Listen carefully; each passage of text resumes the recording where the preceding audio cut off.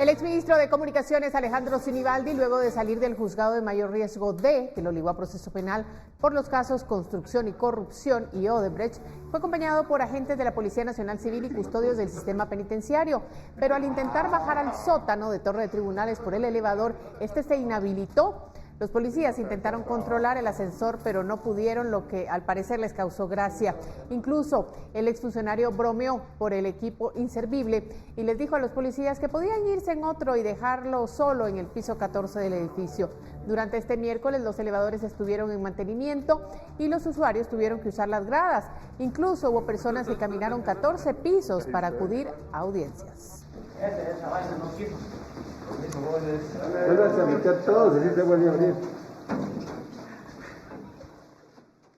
Agradecemos esta noche su compañía a esta hora, a la hora de la emisión estelar de Noticiero Guatevisión. Hay muchísima información, así es que vamos a ir a ella de inmediato. En este mes patrio, te rayaste con las gangas que te trae Agencias Guay para equipar tu hogar. Agencias Guay presenta.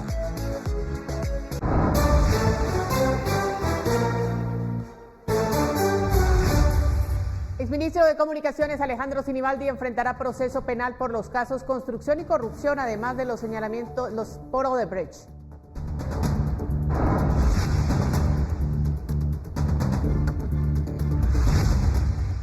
Presidente Alejandro Yamatei declara que Guatemala vive una segunda ola de contagios de COVID-19. Se reporta un repunte de fallecidos por COVID.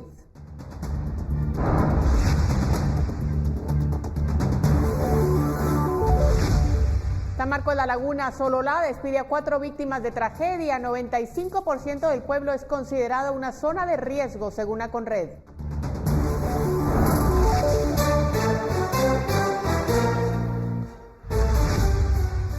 Ministerio de Educación apuesta al regreso a clases presenciales e insisten en protocolos para el ciclo escolar 2021.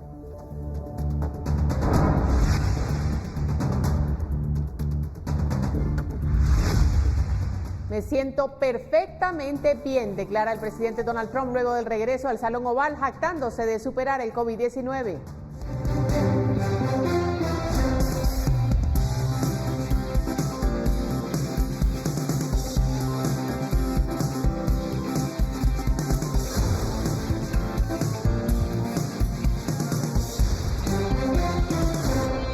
En este mes patrio, te rayaste con las gangas que te trae Agencias Guay para equipar tu hogar.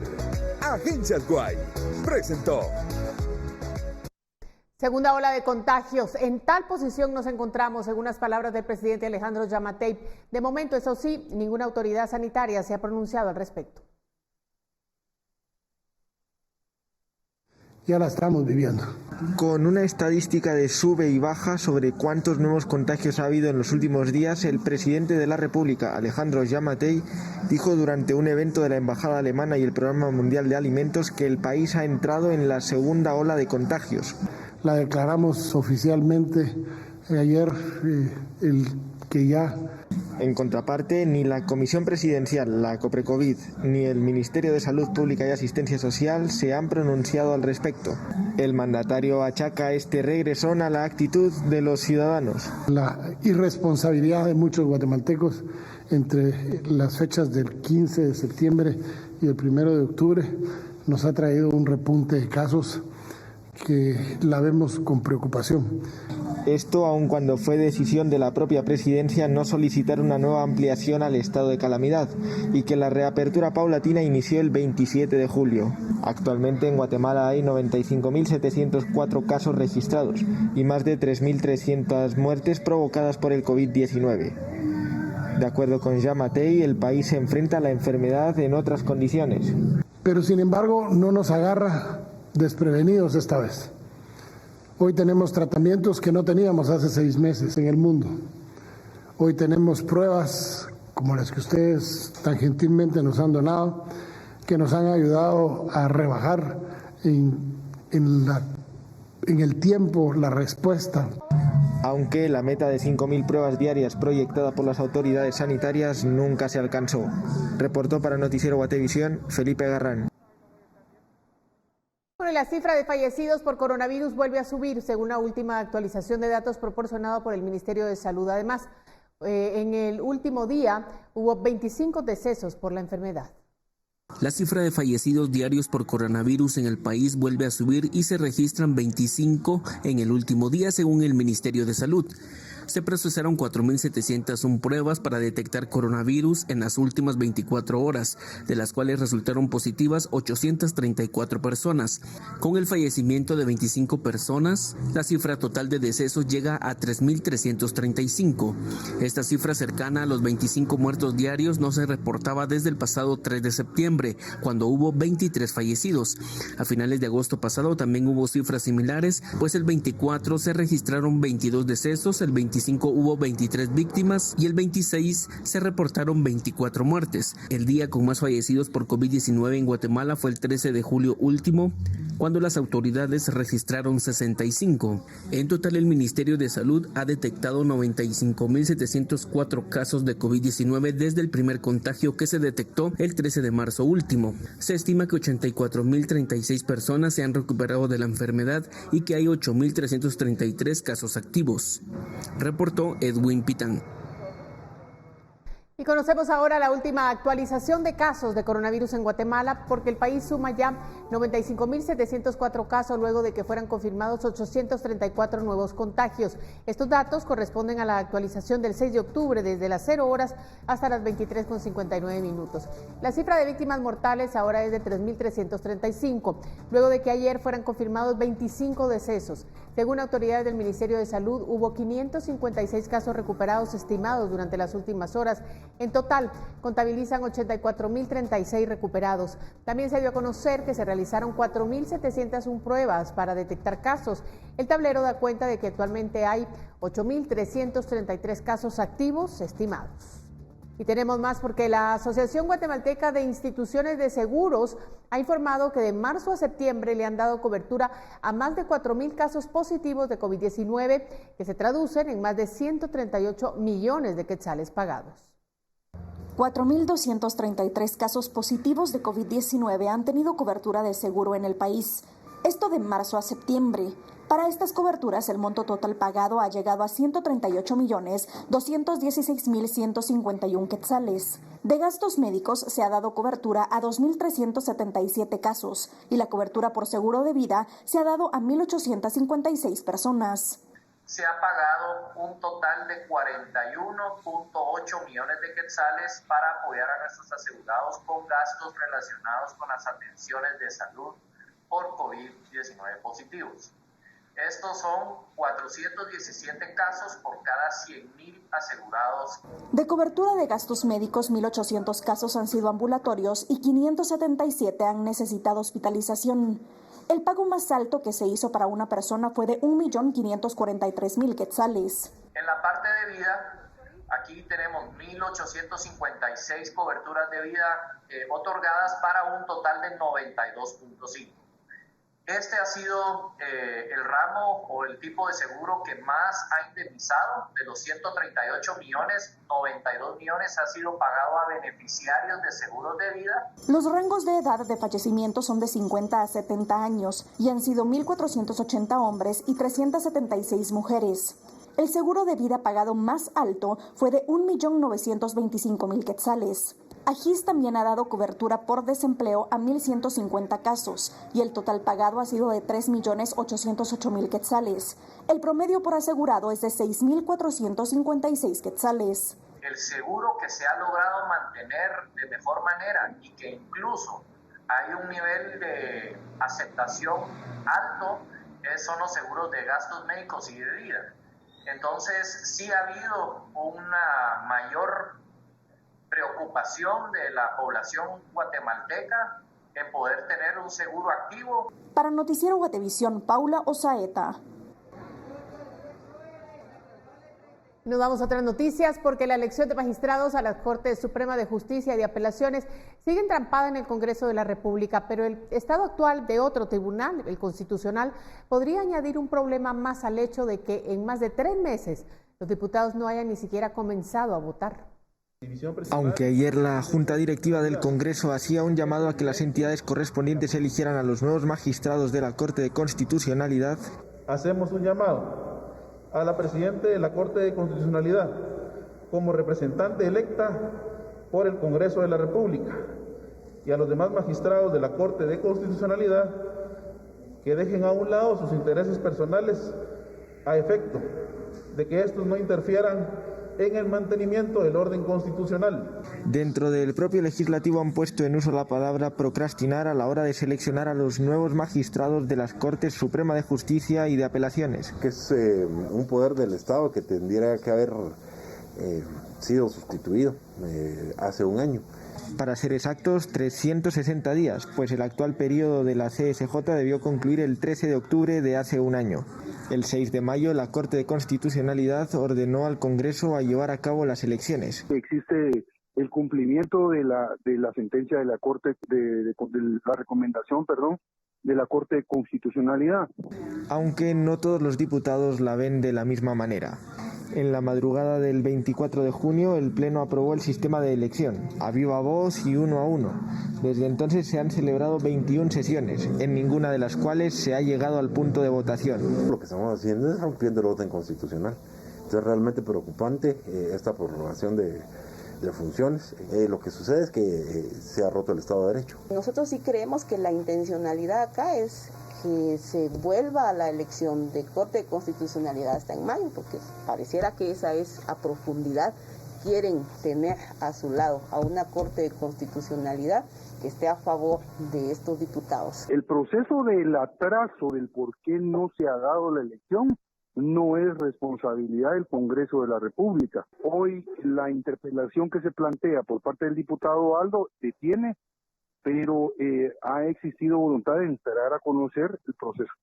Ahora el punto está sobre la necesidad de conformar la Corte, pues es la Suprema de Justicia la que tiene libres sus 2 plazas en la de Constitucionalidad, cuyo periodo finaliza en abril, pero que actualmente se encuentra en un limbo legal sobre si está o no conformada. Con imágenes de Miriam Figueroa, reportó para Noticiero Guatevisión, Felipe Garrán.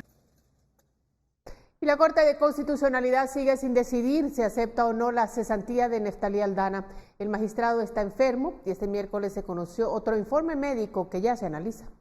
La Corte de Constitucionalidad conoció de nuevo este miércoles el caso de Neftalí Aldana, pero aún no decide si concede o no la cesantía del cargo. El tribunal informó que los magistrados recibieron una certificación de un especialista, la cual está en estudio. La sesión se reanudará mañana. Hasta ahora el Tribunal Constitucional no ha informado cómo se integra el Pleno. Los magistrados Dina Ochoa, María de los Ángeles Araujo y Philip Comte manifestaron que no sesionarán hasta que la cesantía a favor de Aldana ocurra. Esta fue la 5ª sesión desde el viernes 2 de octubre en torno a la solicitud de la familia de Aldana para que sea cesado del cargo de magistrado titular nombrado por la Corte Suprema de Justicia, organismo que no tiene ante la Corte de Constitucionalidad a ninguno de los togados nombrados, ya que desde 2018 está vacía la magistratura suplente de María Consuelo Porras. Aldana, de 70 años, sufre quebrantos de salud y riesgo de muerte, según los 3 magistrados Ochoa, Araujo y Comte, quienes se han opuesto a sesionar. Reportó Edwin Pitán.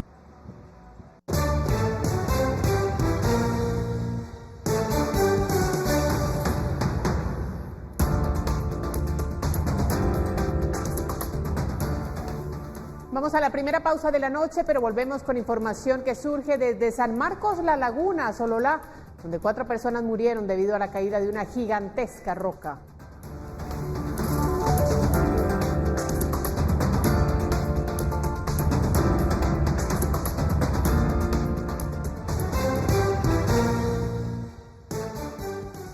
Electroral, el suero oral para todos, presenta. San Marcos La Laguna, en Sololá, este día se vistió de luto luego de que por la saturación a causa de las lluvias se provocara un deslizamiento de enormes rocas. Andrea Domínguez estuvo en el lugar y nos presenta la siguiente nota.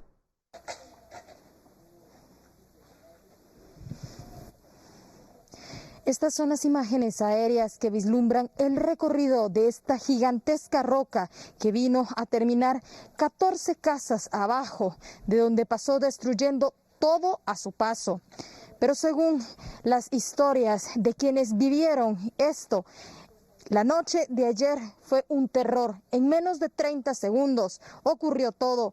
Escuchemos parte de lo que narran las personas que sobrevivieron a esta gigantesca roca que prácticamente dejó a más de 75 personas sin vivienda y 4 personas lamentablemente perdieron la vida.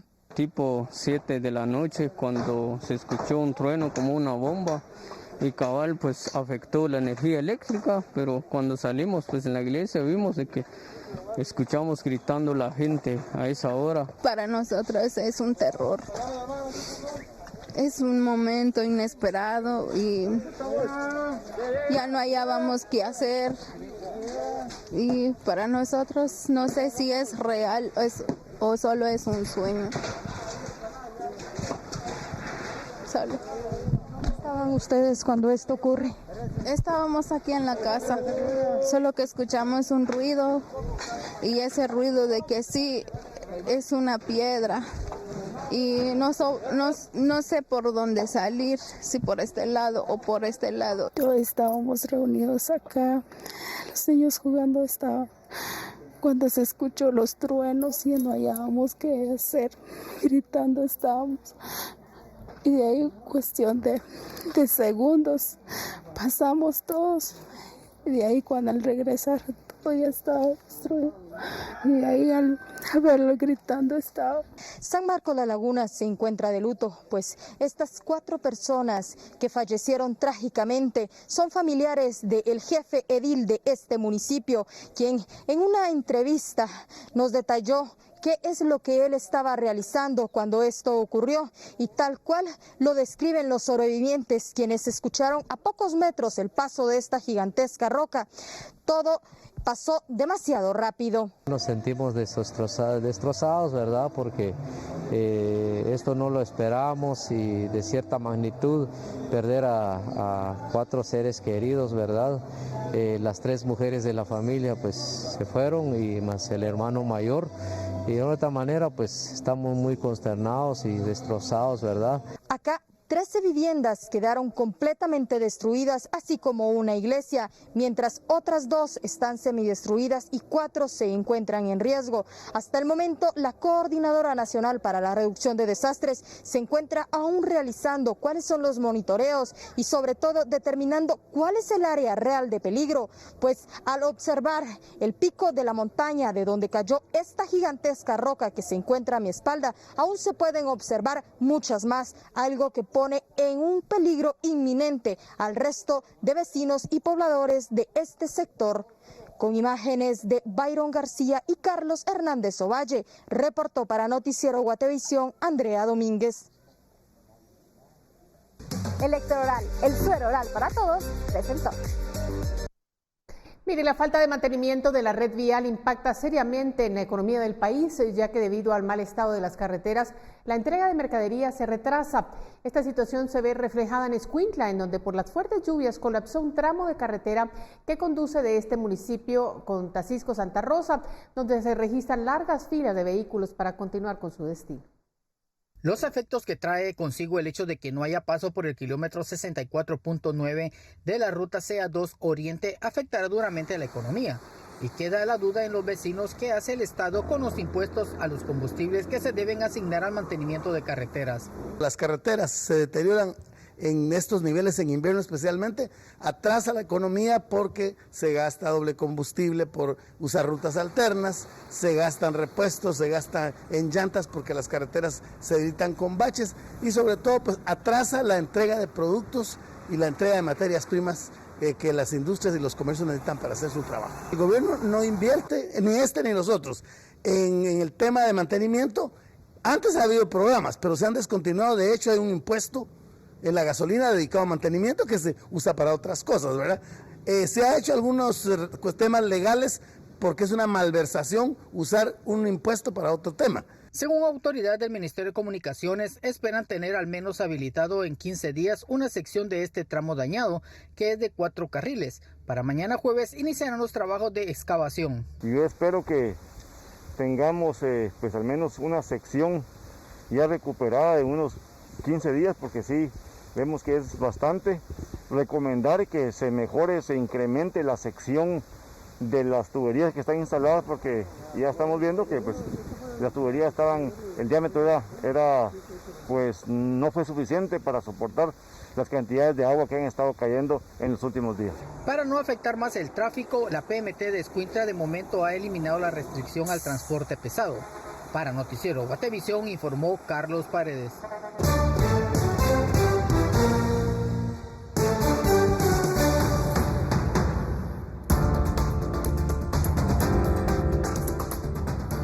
Juzgado decide ligar a exministro Alejandro Sinibaldi en 2 acusaciones planteadas por el MP. Ya volvemos.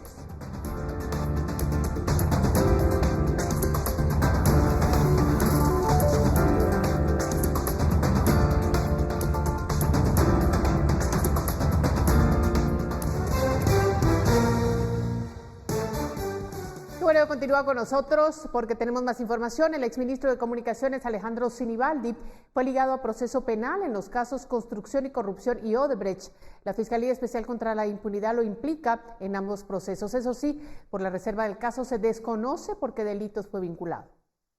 A 2 casos más de corrupción ha sido ligado penalmente el exministro de Comunicaciones Alejandro Sinibaldi. Este miércoles el juzgado de mayor riesgo D lo vinculó a proceso judicial por construcción y corrupción y Odebrecht. La Fiscalía Especial contra la Impunidad del Ministerio Público señala que Sinibaldi integró una estructura que cobró comisiones para agilizar el pago de deuda de arrastre a empresarios de la construcción. Esto en el caso construcción y corrupción. Además señala que recibió comisiones de la constructora con capital brasileño Odebrecht para asegurarles proyectos en Guatemala. Salimos de Cooperacha, el día de hoy terminamos construcción 1, construcción 2, Odebrecht, y el día de mañana esperamos terminar la imputación del caso Arca, y el último que nos quedaría es Transurbano. Así que, sin entrar en detalles de qué es de hechos, cosas por el estilo, ¿se le ha ligado a proceso en estas carpetas que se lleva aquí en el juzgado? En todos he sido ligado a proceso.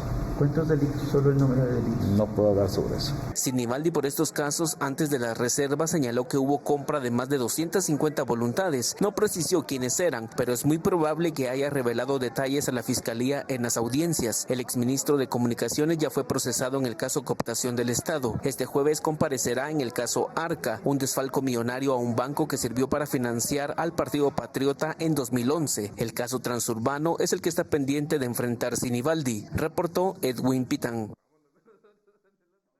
Mire, el Ministerio Público pidió enviar a juicio a Warren López, agente de la Policía Nacional Civil, por supuestamente haberle dado muerte al ciudadano Edgar Ick Pérez durante el toque de queda el 17 de junio pasado.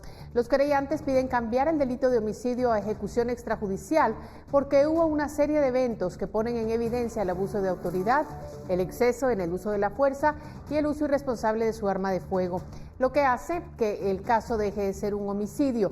Se reprogramó la audiencia para el 14 de octubre. Y en temas departamentales, personas recorrieron las calles de Teculután, Zacapa este miércoles para exigir justicia por la muerte de Litsi Amelia Cordón Guardado, de 20 años, y Laura Daniela Hernández Guevara, de 22, quienes fueron víctimas de la violencia que azota a ese municipio del oriente del país. En carros, motocicletas y a pie, decenas de vecinos de Teculután se vistieron de blanco y portando velas encendidas y pancartas con las fotografías de las 2 jóvenes, recorrieron las principales calles del municipio, exigiendo a gritos que ambos casos no queden en la impunidad.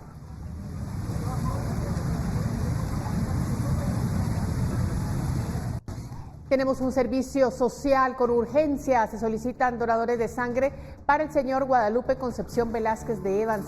Se hace el llamado para que los donadores puedan acudir al banco de sangre del Hospital de Enfermedades en la 9ª calle y 7ª avenida de la zona 9 del IX.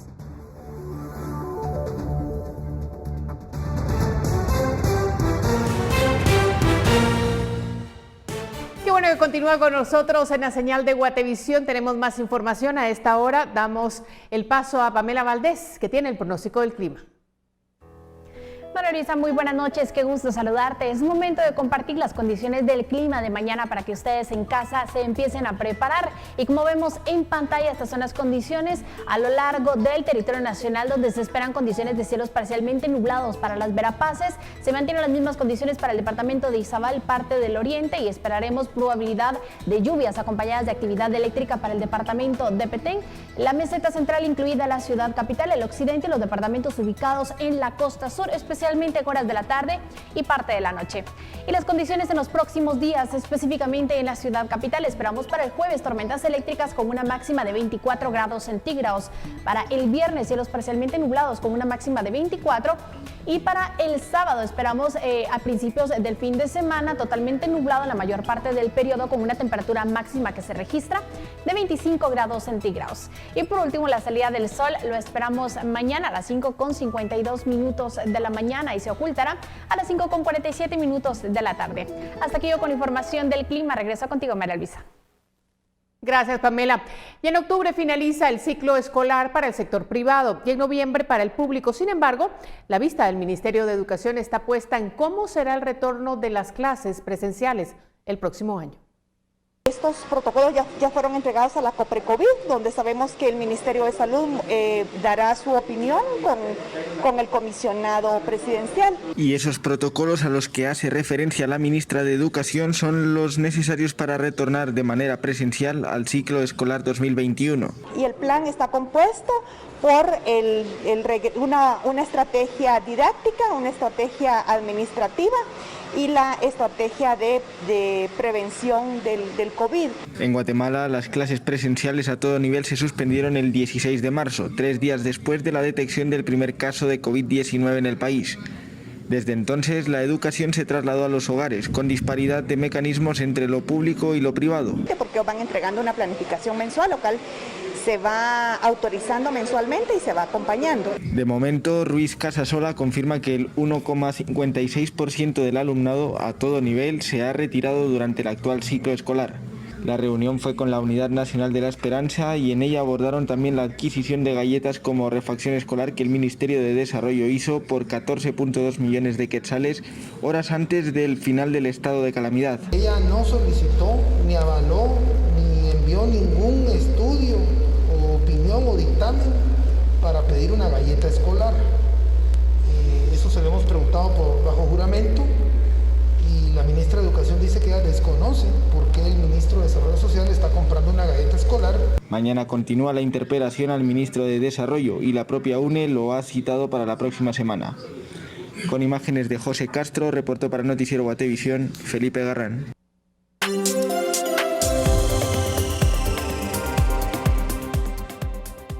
Y el Instituto Nacional de Estadística presentó los costos de la canasta básica alimentaria y ampliada para septiembre pasado.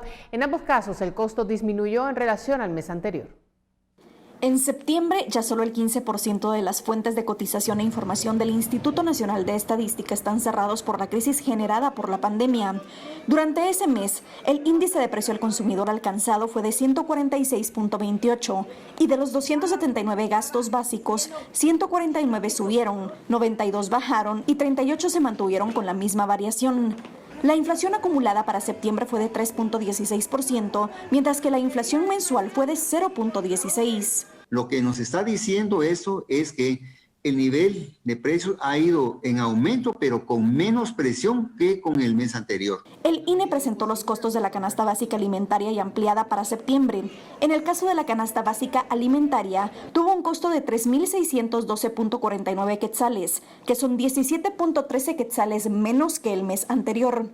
El costo de la canasta ampliada fue de 8.341.01 quetzales, que son 39.55 quetzales menos que agosto. Les compartimos qué productos son los que están influyendo con un alza de precios en la canasta. Como pueden ver, la cebolla, las sandías y los plátanos mostraron esta variación hacia el alza y hacia la baja tomate, papas y piñas. Del total de productos de la canasta básica, 13 sufrieron un alza en sus precios, 20 bajaron y 1 quedó igual. Para Noticiero Guatevisión, Paula Osaeta. Y el Aeropuerto Internacional La Aurora abrió sus puertas el 18 de septiembre pasado, pero eso no ha significado una mejora para las agencias de viajes. Según ellos, la situación sigue complicada y podrían recuperarse hasta finales del próximo año. Las agencias de viajes con la llegada de la pandemia sufrieron un duro golpe, pues tuvieron que parar sus operaciones, además de cancelar decenas de viajes y reprogramar otros. Con la apertura de fronteras y luego la reapertura del Aeropuerto Internacional La Aurora, algunas personas han decidido viajar, pero no precisamente para hacer turismo, sino que la mayoría tenía viajes pendientes de trabajo o salud. Mientras tanto, las agencias de viajes han tenido que retomar sus operaciones, pero continúan sin tener mayores ingresos. Por ejemplo, muchos de nosotros habíamos suspendido a muchos de nuestros trabajadores. Muchas de las agencias ahorita para reabrir tienen que quitar a los trabajadores de la suspensión y la realidad va a ser que va a ser muy difícil poder pagar los sueldos y todo con el flujo de turistas, de viajeros que se tienen ahorita. Según Hagen, lo que sí han notado es que los viajeros que compraban por internet se están acercando a las agencias de viajes para tener respaldo con reembolsos. Además, buscan información de bioseguridad sobre los destinos que piensan visitar. Pero aunque esto les da esperanzas, las expectativas no son tan positivas, pues la época alta para las agencias de viajes es octubre, noviembre y diciembre, y actualmente no hay ventas para estos meses. El año está casi perdido. Los peores meses del año para los viajes en Guatemala tradicionalmente eran enero, febrero, antes de la Semana Santa. Y eso va a ser terrible, creo yo, porque la gente de todos modos acá tradicionalmente no viaja en esos primeros 3 meses del año.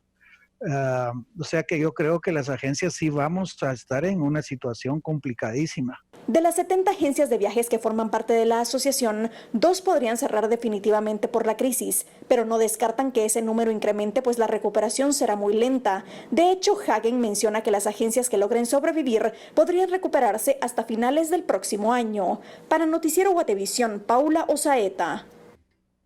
En más noticias, el Banco Mundial degradó este miércoles sus perspectivas sobre el efecto de la pandemia y advirtió que hasta 115 millones de personas pueden caer en la pobreza extrema en el 2020 por la crisis inducida por la COVID-19. Para la entidad, la pobreza extrema puede aumentar en un rango de entre 88 millones y hasta 115 millones de personas en el mundo, si se confirma el pronóstico más negativo. Las previsiones del organismo con sede en Washington han ido empeorando a medida que avanza la pandemia y que se extiende su duración. Desde su detección en China en diciembre, el nuevo coronavirus ha dejado más de 1 millón de muertos en el mundo y ha golpeado duramente a la economía global.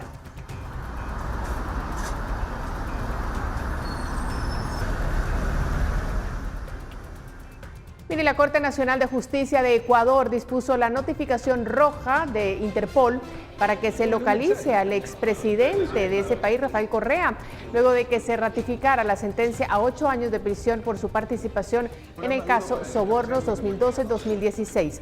Un documento firmado por un juez dispone que se proceda con la notificación roja de Interpol en contra de 15 de los sentenciados en el caso de corrupción relacionado con la financiación ilegal del partido Alianza País, que incluye al exmandatario. A principios de septiembre, una sentencia de la justicia de Ecuador ratificó una sentencia que condena a Correa a 8 años de cárcel por su vinculación con una trama de corrupción que incluye a Odebrecht. Apartado en el cual se tomarán de tales instrumentos. Y cientos de judíos ortodoxos salieron la noche del martes a las calles de un vecindario del distrito neoyorquino de Brooklyn para protestar contra las nuevas restricciones impuestas por las autoridades debido al aumento alarmante de contagios de coronavirus. Según la información de medios locales, donde se produjo la manifestación es un área mayoritariamente judía ortodoxa y se encuentra entre los puntos rojos de la ciudad de Nueva York, donde la tasa de nuevos casos positivos en los últimos 7 días consecutivos ha superado el 3%. Allí, los manifestantes quemaron, entre otros objetos, mascarillas en señal de protesta. El 6 de octubre, el gobernador del estado de Nueva York, Andrew Cuomo, anunció que esta semana se volverán a imponer restricciones en diferentes partes del estado, en algunas zonas de la ciudad de Nueva York.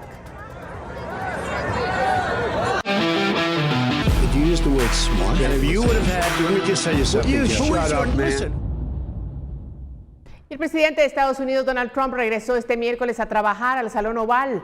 6 días después de haber dado positivo a la prueba de COVID-19, dijo la Casa Blanca.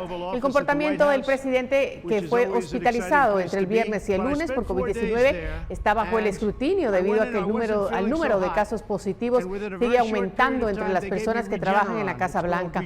Creo que en realidad fue una bendición de Dios que me lo haya agarrado, dijo el mandatario casi eufórico de pie frente a la oficina más famosa del mundo en un video publicado en Twitter. Quiero que todos tengan el mismo trato que el presidente porque me siento estupendo, me siento perfectamente bien, enfatizó Trump.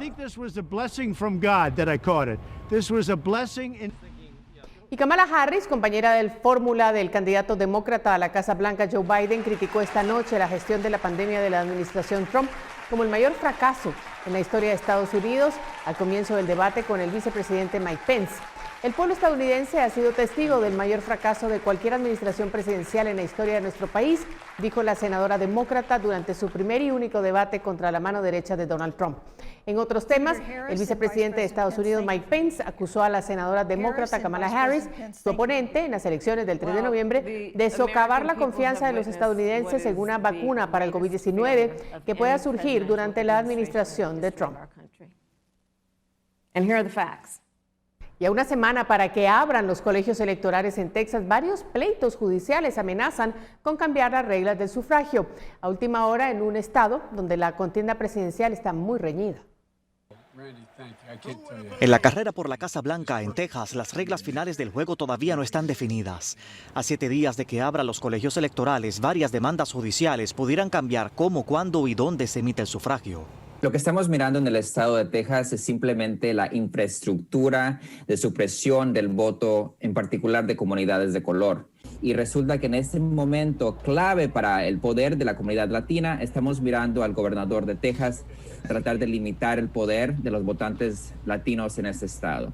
En Texas, el segundo estado con más votos electorales del país, el promedio de las encuestas de opinión ilustran prácticamente un empate en la contienda presidencial con una ventaja del presidente Trump del 3,2%. A pesar de la pandemia, el gobierno republicano de Texas se negó a flexibilizar el voto por correo y limitó los centros de acopio de las boletas electorales de aquellos que sí pueden votar desde casa. También añadió 7 días al itinerario de las elecciones tempranas para que los electores voten en persona, pero defendieron la entrada en vigor de una nueva ley que prohíbe el voto directo por partido.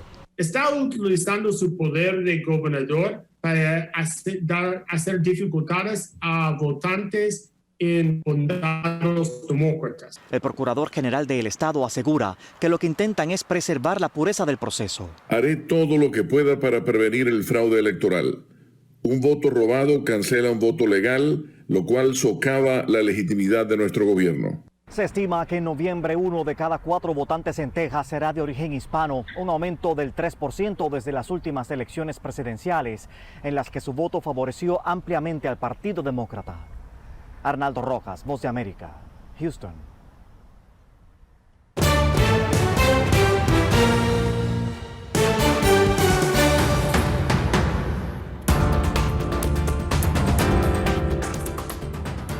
Veneran a la Virgen del Rosario en la capital y en los departamentos. Volvemos con este y otros temas.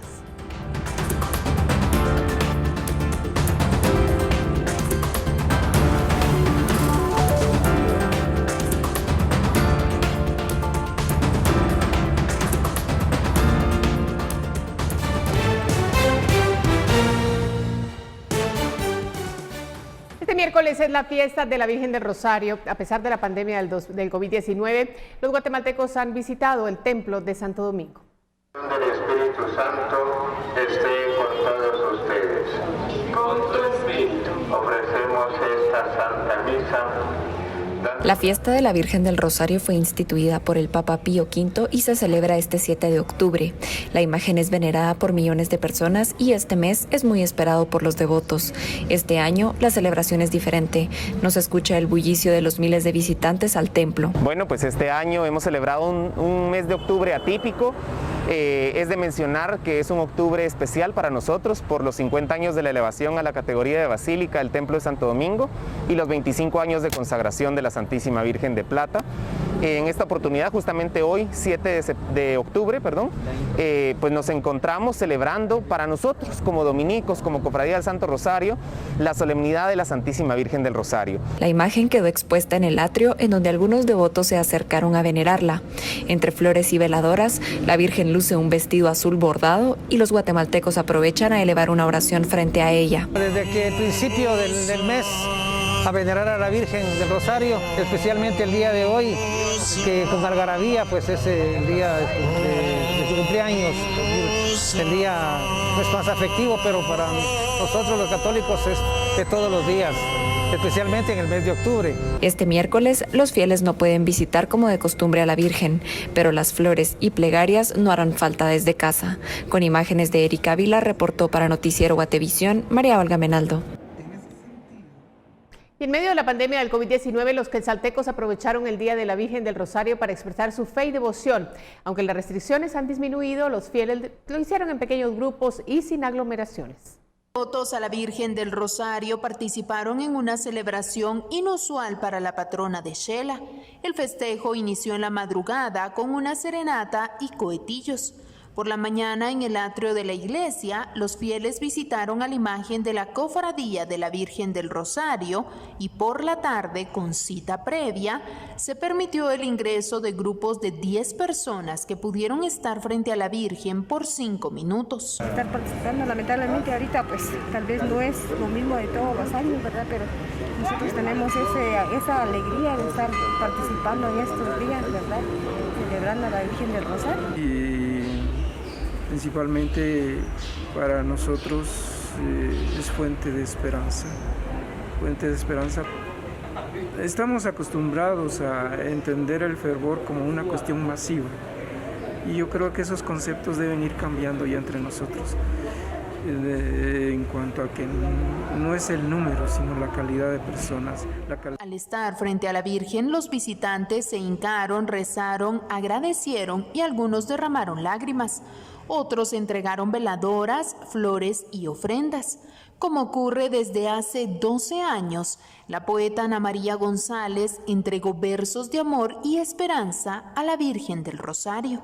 Y yo, cuando mi hijo faltó, le ofrecí a la Virgen que mientras yo tuviera vida y calidad de vida, yo le iba a escribir versos y que los iba a venir a regalar aquí a la catedral para que toda la gente aprenda a amar y a respetar el nombre santo de la Virgen. Los festejos de la Virgen se llevaron a cabo sin la tradicional feria patronal, ya que alrededor del Parque Central no se pudieron instalar ventas y en comparación con el año pasado había pocas personas en el Parque Central de la ciudad. Desde Quetzaltenango, para Noticiero Guatevisión, María Longo. En otras cosas, el estancamiento en el Congreso, en donde hace meses no se avanza con la agenda legislativa, ha dejado en paro varias iniciativas y reformas pendientes, como la Ley del Crédito Hipotecario Nacional, que busca ser introducida al inicio de la pandemia, o que buscó ser introducida al inicio de la pandemia como una necesidad urgente. Se habla bastante sobre la interpelación al ministro de Desarrollo, el préstamo a la Universidad de San Carlos o la elección de magistrados a las Cortes.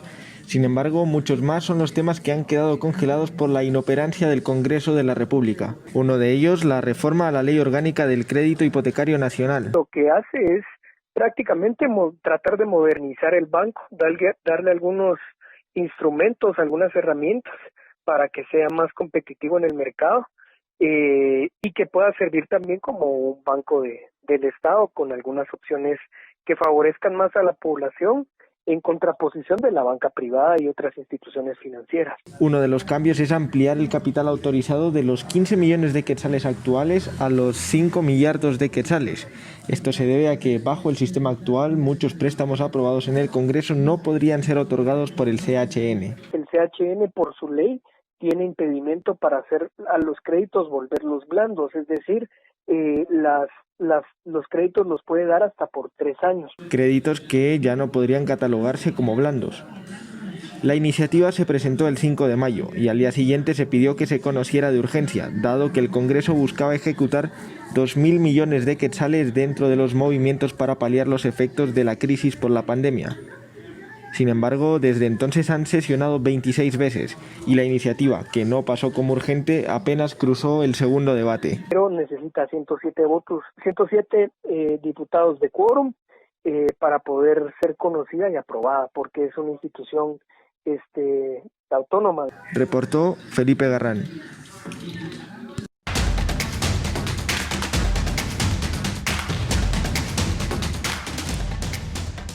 En Noticias del Mundo, la oposición de Nicaragua respaldó la postura del secretario general de la OEA, Luis Almagro, quien pidió al organismo exigir elecciones justas y transparentes en el país. De no llevarse a cabo las elecciones, esta facción política espera que la OEA declare como ilegítimo al gobierno de Daniel Ortega.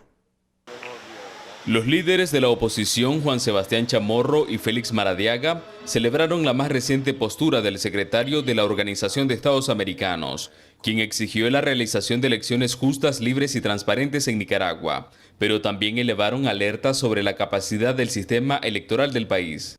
Si aquí no hay reformas electorales que son necesarias, estaríamos entonces en una situación gravísima de la posibilidad de un fraude electoral y que por lo tanto esa sería otra causal más para declarar ilegítimo a esta dictadura que de por sí es ilegítima.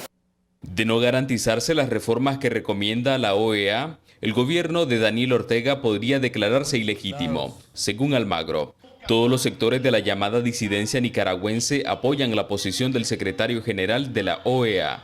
La unidad nacional sostiene que hoy no hay condiciones para elecciones, sostiene que Daniel Ortega es ilegítimo y sostiene que en este país no podemos ir a elecciones para validar a un dictador y mucho menos para que haya impunidad.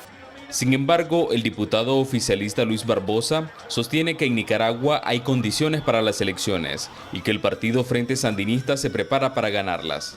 Por eso hablamos de la unidad, por eso hablamos de estar en los barrios para garantizar el triunfo del frente, porque ya conocemos a esos que están ahí, que andan pidiendo para que a este país no vengan los préstamos, a esos que están pidiendo sanciones contra nuestro país, que no lleguen al gobierno. A inicios del año, el presidente de la Asamblea Nacional anunció que trabajarían una serie de reformas electorales. Sin embargo, a la fecha no han informado sobre los avances. Donaldo Hernández, Voz de América, Managua.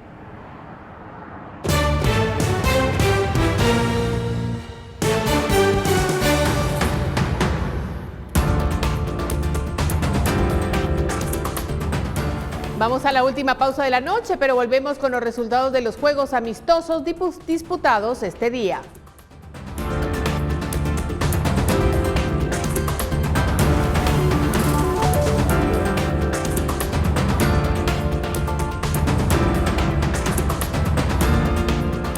Y los ciervos rojos, en una remota isla escocesa, están dando a luz antes de lo normal.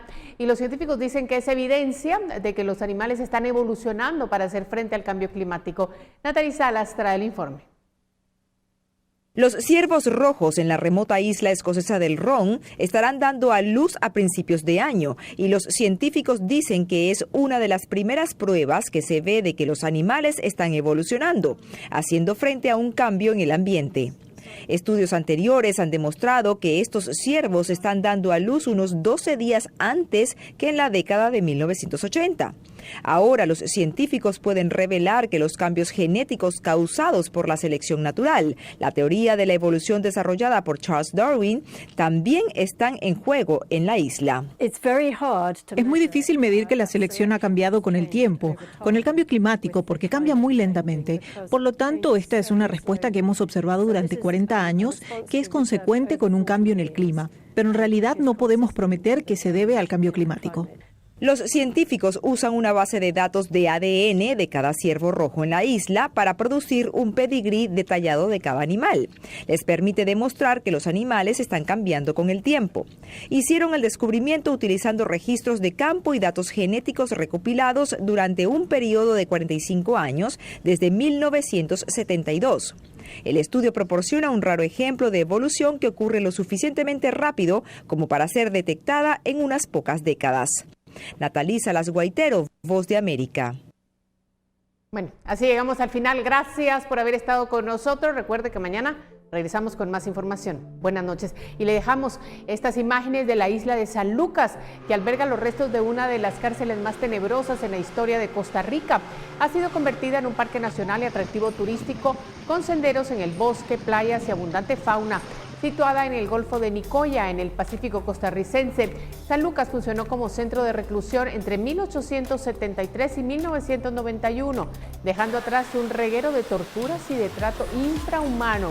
Abandonada durante varios años desde la clausura del penal, la isla fue abierta en agosto pasado a la visita de turistas con restricciones por la pandemia del COVID-19. Antes de su apertura, la isla fue declarada de interés arquitectónico en 1995 y refugio de vida silvestre en el 2001, pero fue recién en el 2020 que comenzó su rehabilitación como atractivo turístico.